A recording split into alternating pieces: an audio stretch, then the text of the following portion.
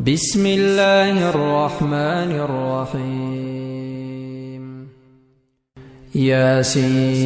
ياسين والقرآن الحكيم إنك لمن المرسلين على صراط مستقيم تنزيل العزيز الرحيم لتنذر قوما ما أنذر آباؤهم فهم غافلون لقد حق القول على أكثرهم فهم لا يؤمنون إنا جعلنا في أعناقهم أغلالا فهي إلى الأذقان فهم مقمحون وجعلنا من بين أيديهم سدا ومن خلفهم سدا فأغشيناهم فهم لا يبصرون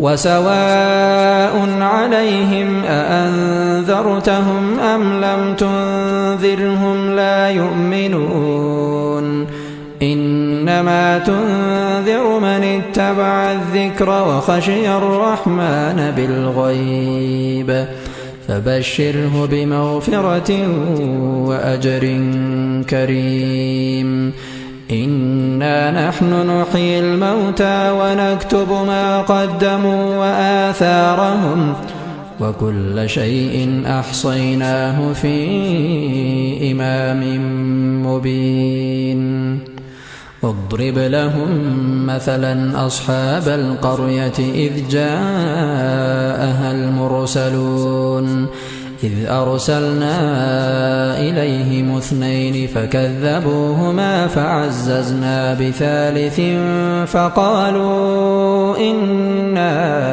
إليكم مرسلون قالوا ما أنتم إلا بشر مثلنا وما أنزل الرحمن من شيء إن أنتم إلا تكذبون قالوا ربنا يعلم إنا إليكم لمرسلون وما علينا إلا البلاغ المبين قالوا إنا تطيرنا بكم لئن لم تنتهوا لنرجمنكم وليمسنكم منا عذاب أليم قالوا طائركم معكم أئن ذكرتم بل أنتم قوم مسرفون. السلام عليكم ورحمة الله وبركاته. ودنا يتكبراتشو ቻናሌ ተከታታዮች እንዴት ናችሁ? ከኔ ጋር አልሐምዱሊላህ ረቢል ዓለሚን።